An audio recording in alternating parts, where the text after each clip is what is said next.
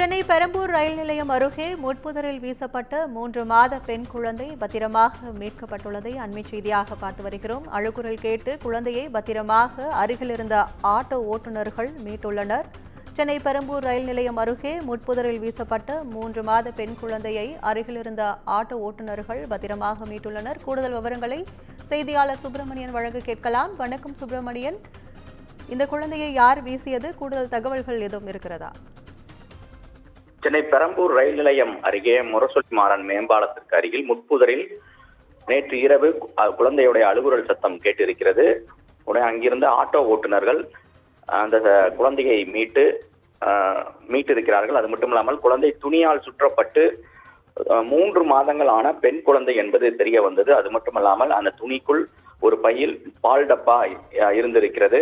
மேலும் குழந்தை அழுது கொண்டிருந்தது தகவல் தெரிந்து உடனடியாக பெரம்பூர் ரயில்வே போலீசாருக்கு தகவல் தெரிவிக்கப்பட்டது. குழந்தையின் பெற்றோர்கள் யார் குறித்து விசாரணை என்பது மேற்கொள்ளப்பட்டு வருகிறது. அதே போல வில்லிவாக்கம் குழந்தைகள் நல உதவி மையத்திற்கு தகவல் தெரிவிக்கப்பட்டு குழந்தை காப்பகத்திடம் ஒப்படைக்கப்பட்டிருக்கிறது. மருத்துவ பரிசோதனைக்கும் குழந்தை உட்படுத்தப்பட்டிருந்தது. இந்த குழந்தை யார் அங்கு வீசியது என்பது தொடர்பாக ரயில்வே போலீசார் விசாரணை மேற்கொண்டு வருகிறார்கள். சிசிடிவி காட்சிகளையும் போலீசார் ஆய்வு செய்து கொண்டிருக்கிறார்கள். கூடுதல் விவரங்களுக்கு நன்றி.